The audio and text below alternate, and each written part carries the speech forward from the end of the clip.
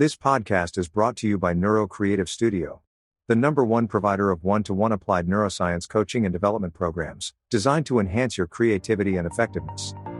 Find out more at neurocreative.studio. You're listening to the Ambition Incubator podcast, and I'm your host, Deirdre Morrison. My thing is helping people understand how our brains work so that we can be better and do better in any area of life that's important to us. So as well as bite-sized brain science, I'll be bringing you interviews and advice from experts and guests who specialise in working with entrepreneurs and leaders to help them explore potential, possibilities and ways to be more effective. And the best bit? We can start right now.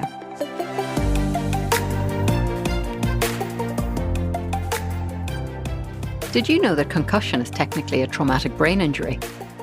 Along with workplace and sporting accidents, simple slips, trips and falls can result in a concussion that has a lasting impact on the brain. My guest today is Dr. Jennifer Blanchette, and in her clinical practice, she specialises in traumatic brain injuries, including concussion. But before getting into brain injuries and their aftermath, we opened the discussion with ways to improve memory and attention, and outlined some of the basics for enhancing cognitive function. Now, Jen, I really want to ask you about your work and your understanding in helping people improve memory and attention. Because I know that this is something that a lot of people, especially when they're in the throes of, starting something new, or maybe even, they're moving up in their career and there's just a whole lot of pressure piling on. This seems to be something that a lot of people struggle with. What's your advice or your take on this? Yeah. So I would, I was thinking a little bit when we talked in the pre-interview about specific things, but I want to take it back to basics. Very essentials, which are four things. So movement, rest, sleep, pretty much, nutrition, and social interaction. So I think those four things build our house of cognition. So if we don't have those four things on lock, on check, then we're not going to be able to, I think, access higher levels of cognition. So that would be executive functioning. So executive functioning is something in our brain. I call it the CEO. So the CEO of our brain has to have all those things online. So it has to have primitive brain online. It has to have our emotional structures online. So if you think about those basics, if we aren't giving our brain basic nutrients, so if our nutrition is kind of a hot mess, we're not eating, and I don't prescribe to any type of weight loss or diet plan like that, but thinking about, do my cells actually have nutrition? Is my brain actually able to function? Because our brain takes about 20% of our energy. We don't think this little structure is going to take that much energy, but it does. So if we're not fueling, I say fuel your furnace. Think about fueling your furnace with the things that it needs. Movement is key. And I'm a clinical psychologist. I'm also a group fitness instructor. I teach Zumba and other more mind-body formats as well. And I've found it key for my health, both physically, mentally, spiritually, all of the above, to make sure that I'm functioning at an optimal level. Or when I'm not even doing that, that it's helpful to me to relieve stress. Yeah. Yeah. And of course, you mentioned nutrition there, but hydration with exercise and movement, and just even in the normal day-to-day run of things, is also very important, isn't it? Because in my understanding, at least, the brain is actually waterier than the rest of us. And we're, pretty much all water as it is. Yeah. The brain is, I'm in this concussion mentorship right now currently, and the brain is really like the consistency of Jell-O. So if you think about that and how much water it really needs, then it is really important to really think about those basics. And I think we're always trying to think of the hack. Let me hack my brain. Let me try to figure out the new productivity thing, when your cells are like, okay, we don't have no nutrients. We haven't moved today. We need to start there. So I would tell your folks who feel maybe overwhelmed and stressed to really have that mind-body reset and think about really getting down to basics, like meeting with their, I don't know what you call it over there. We call it a GP, or, your doctor who kind of oversees everything. Yeah. Same for us. Meet with your GP, meet with if you have other people that help you with your health, think about those people that can help you meet your goals. Because if you don't have someone that's helping you or looking at that with you, then you won't do it. I find you won't try to meet some of those goals. That's right. And of course, when we are noticing things, when we are actually monitoring, not necessarily, not in an obsessive way, but we know we've had our X number of glasses of water. We know that we've had our 5 a day in fruit and veg, or we know that we've gone for our walk and done 10,000 steps. Then those are little check marks, really, aren't they, that help us to keep tabs on what it is that we're doing. And even with that as well in place, it allows us to say, well, you know what? I didn't do my walking yesterday, and then I didn't sleep well last night, and now I'm having a day where my attention is all over the place, or, I'm in some other bad way, I guess, today. And we can start to join the dots between these basics that you're talking about and our performance in whatever it is that we're trying to do. Mm-hmm. Right. Yeah.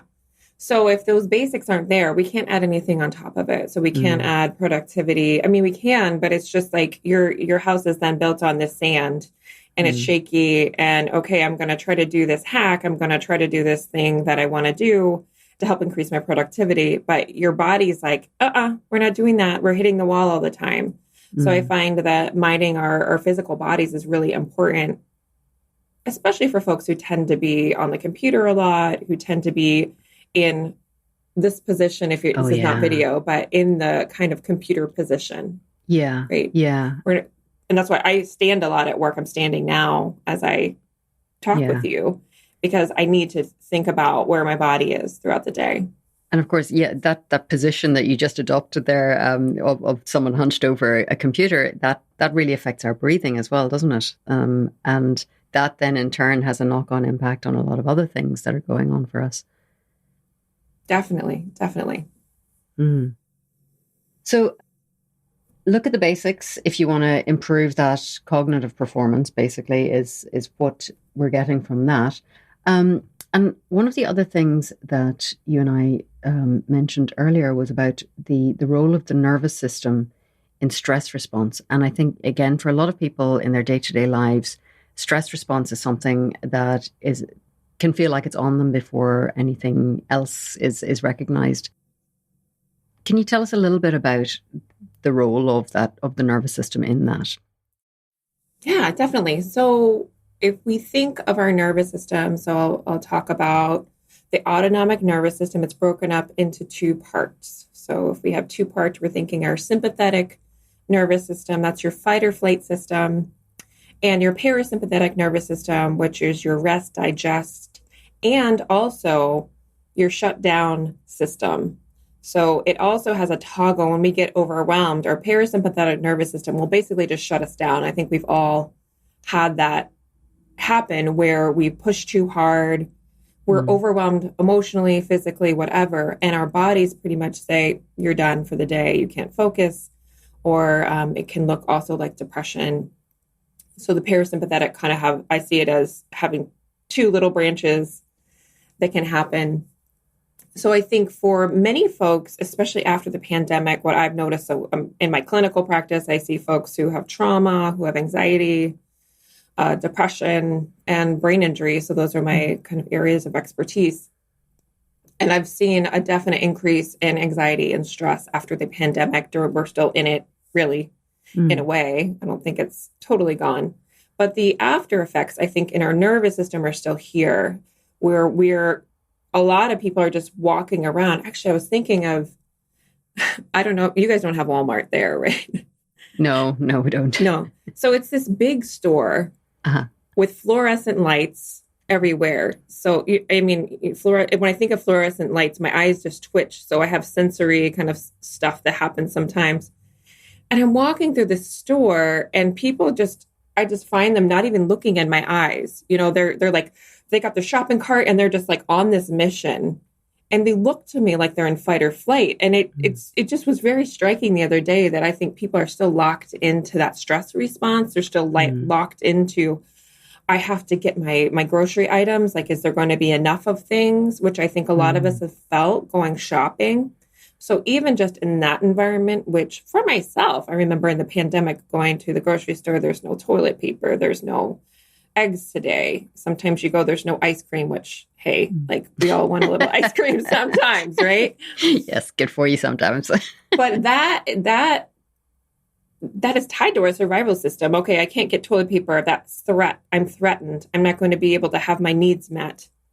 And so that situation is then paired with that grocery store.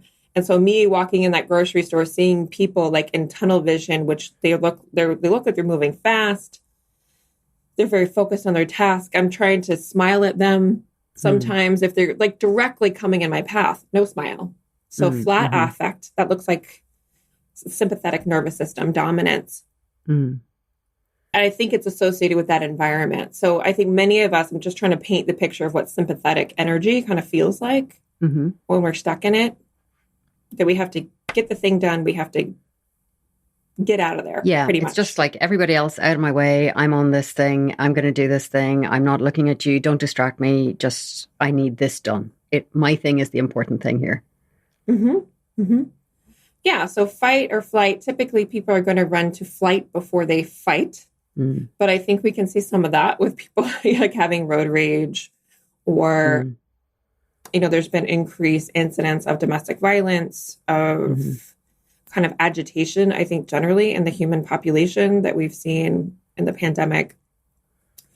And so if that's fight or flight, if you're thinking about the other chain of our nervous system, which is the parasympathetic.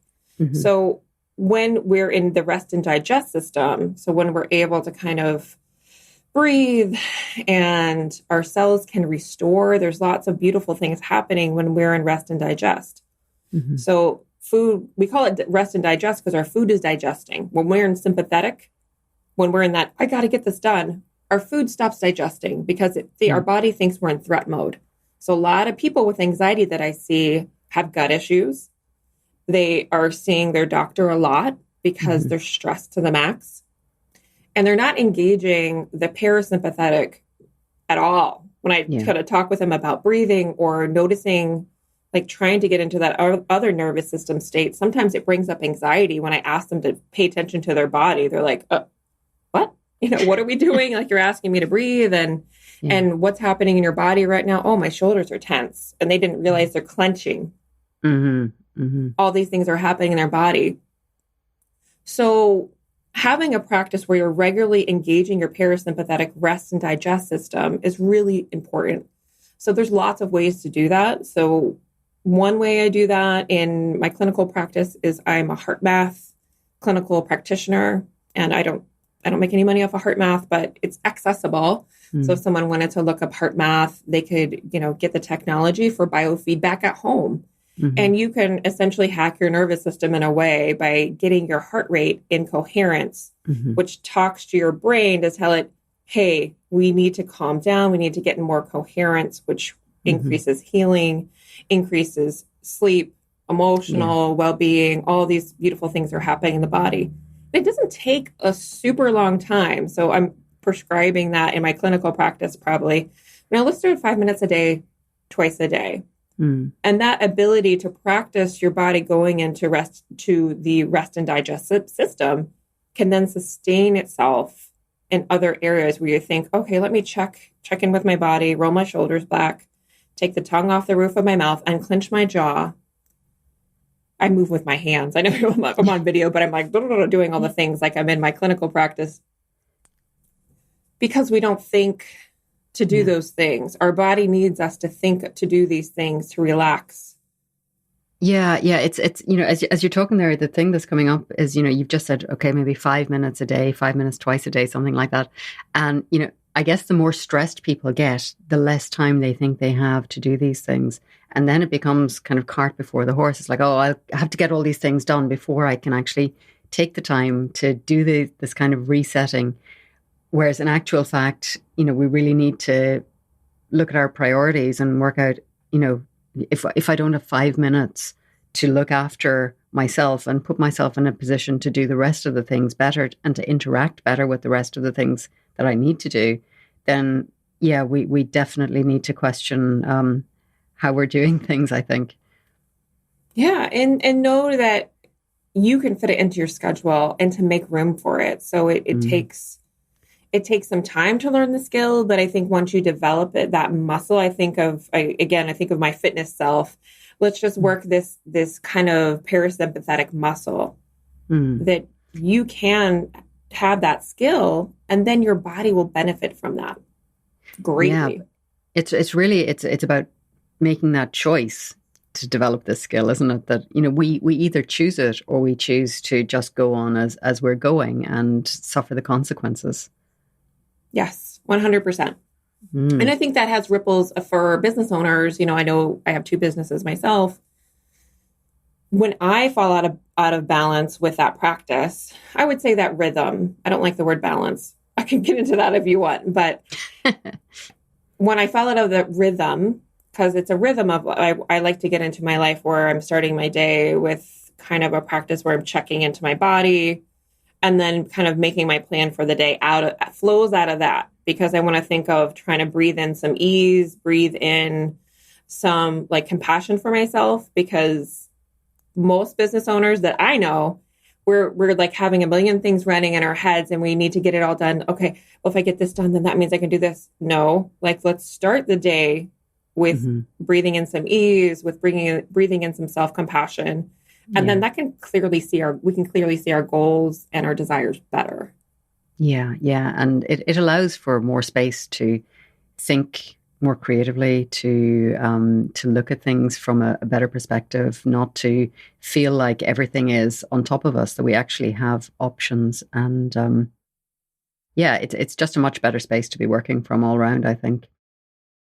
I wonder if I can ask you about 2 things, actually. We'll start with EMDR, which I know is part of your practice, and it's something that I've come across in passing myself. So I'm really curious about it.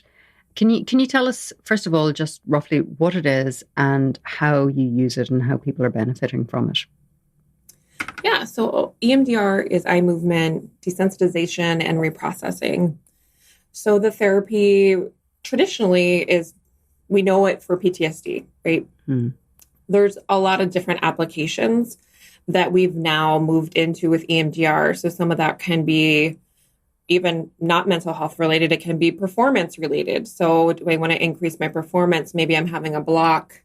Athletes use it sometimes to help them in performance situations. So I would just say, number one, it's not just for mental health. I personally have been a client doing it for panic disorder. So I still struggle with some driving anxiety. I think that's normalized for me. I'm okay with that, where I am with my driving anxiety. But during the pandemic, I guess my body decided that driving was dangerous.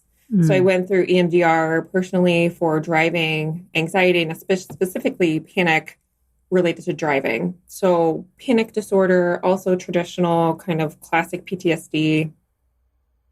There's different applications for all other mental health conditions too, like OCD, depression, anxiety. So any other questions off of that? Yeah. So, EMDR, as I understand anyway, it seems to be, I guess, related to visual processing. Is that right? And rewiring how the memories and how the nervous response and the emotions are attached to our visual memories. Is that fair? Because I don't really know enough about it to assess that. Yeah. So let me just kind of walk what it looks like. So if we're thinking of trauma or a traumatic event, then we're trying to feel like in the body that event is over. So a lot of times when I have a client or myself remember something that's traumatic, the body starts to have reactions. So I think of that distressing. I'll use a car example because that's easier for me. So I get into on the highway and my heart starts racing. It doesn't anymore, but it used to. My heart starts racing. I have sweaty palms. I'm thinking like some car is going to come hit me. That's even just thinking of myself driving on the highway, like used to be in the past. So that stressful situation now feels dangerous, like it's happening right now. So the goal of EMDR is to have that situation feel like it's not happening right now. And we use tools like eye movements. So if you were seeing, I can move my hand side to side, you'd follow those eye movements. Other forms of bilateral stimulation could be the butterfly hug. So this is kind of an interesting, variety of ways to do that. I often just do that for what we do when we do complex exercise, which is kind of engaging the parasympathetic, which was what we start with. Yeah. Think of your calm place. Let's tap that into the body. So we're always thinking through the body and what the body needs, what's happening in the body, what's coming up. Because what we found out in psychological research, it's not just in our brain. Our brain is connected to our body. And so we have to think through what the body is feeling and what the body is working through. Yeah. So, yes. So our visual system, we're working that through our visual system, but it can also work if we're doing tactile bilateral stimulation, auditory. Some people prefer auditory. And I just look at my client and see what they need. For my concussion, I work with folks after a concussion. They cannot do eye movements because their vestibular system, their inner ear, ocular system, that might trigger their concussion symptoms. So I won't do that. So there's lots of reasons why you might alter a protocol, but I would start with the eye movements first. And so go ahead. No, I was just going to say, it reminds me of something that I read in a book by Jane McGonigal called Super Better. And she had a brain injury, and she was also a gamer, and she was using her kind of gaming techniques to help heal herself, basically. And one of the things that she said, and I don't know how this stacks up, was that if somebody experiences a trauma and they're likely to have intrusive memories from it, that basically if in those kind of first few minutes or hours after that event that they use something like, if they play something like Candy Crush, which is very, very visual, that it actually can help prevent those memories becoming intrusive memories being kind of lodged. So I don't know if you've come across that, but I always thought that sounded very interesting. Yeah. Well, if you're thinking through what does our body naturally need to process that event? So in one of my trauma trainings, I can't remember which one, they showed this video of a bear after it was attacked by another bear. And it was like what is a bear pup called? I'm not sure. A cub? A bear cub. Thank you, gosh.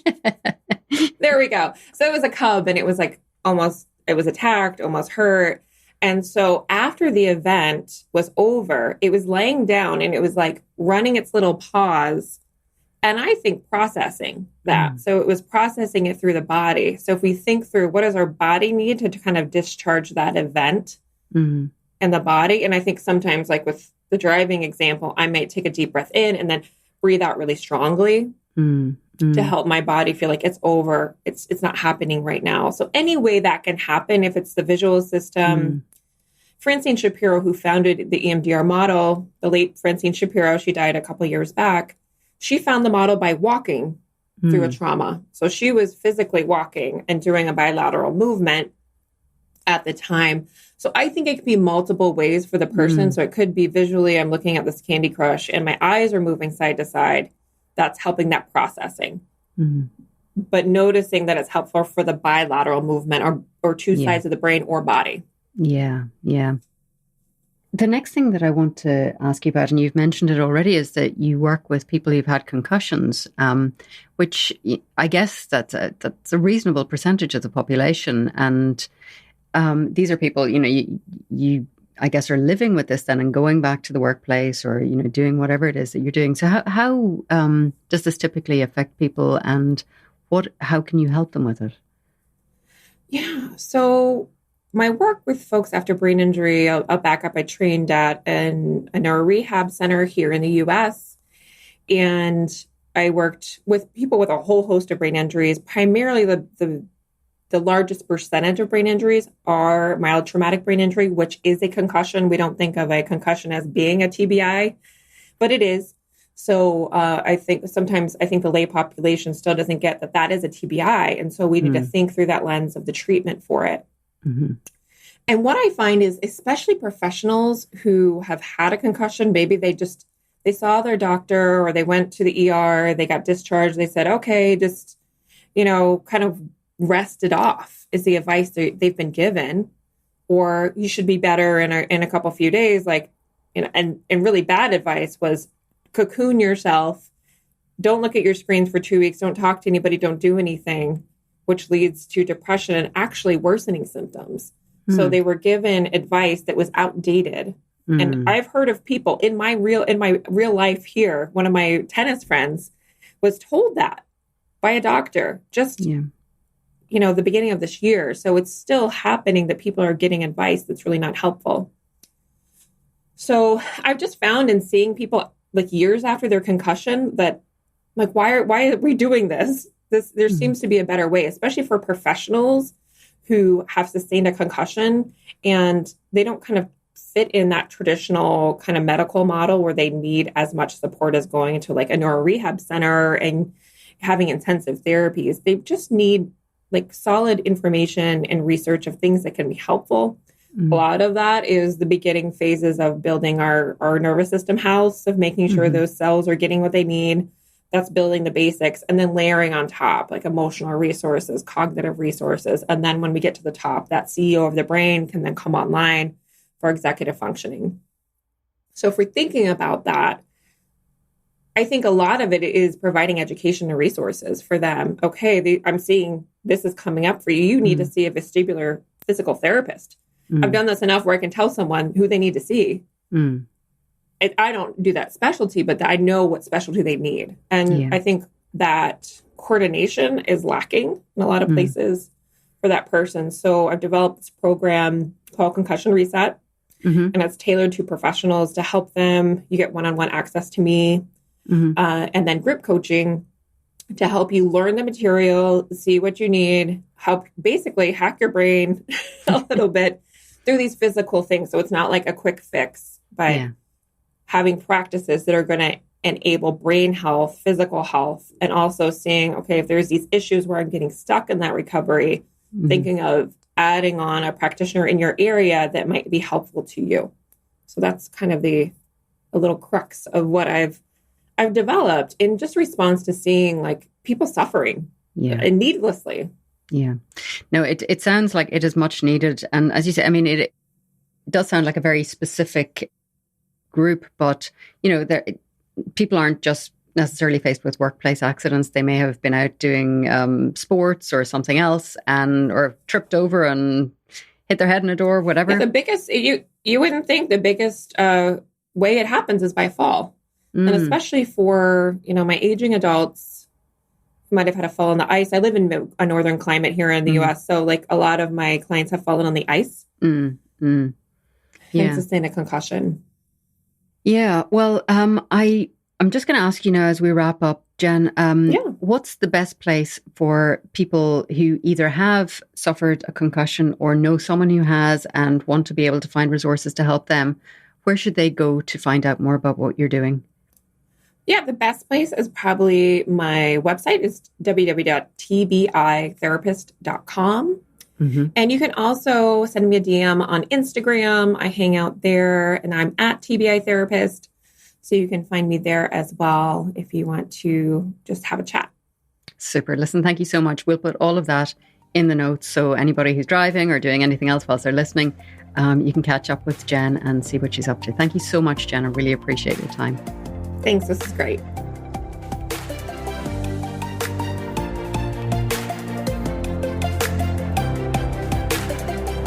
You're still here? Great. Look, I know there's a lot to choose from out there, so thanks for flying with Ambition Incubator Airlines. And I look forward to seeing you on board again soon. Seriously though, thank you for tuning in. My guests and I love hearing about what inspires you on the show and what advice has made a difference in your life or work and what you'd like more of. So get in touch. If you want to know about my other work, head over to ambitionincubator.com for details. And don't forget to hit subscribe for more great interviews, advice, and bite-sized brain science every week.